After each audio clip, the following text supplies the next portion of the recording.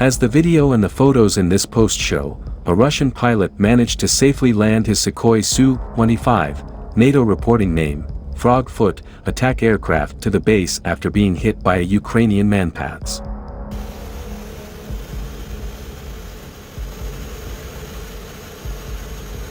While performing a combat mission in Ukraine, the Su-25 was hit by a missile fired from the ground by their military, Russian state-owned Zvezda posted on Telegram. According to DefenseWorld.net, the Su-25 was flying with another jet.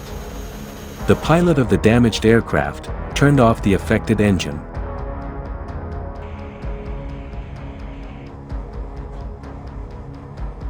The pilot of the leading aircraft, Lieutenant Colonel Denis Litvinov, realized that the comrade's plane could not withstand a second missile hit and covered it with his own plane, the report said.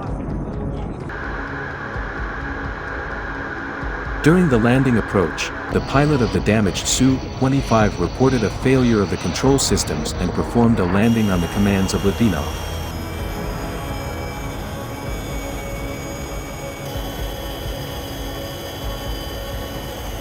The Ministry of Defense of the Russian Federation presented both pilots for state awards.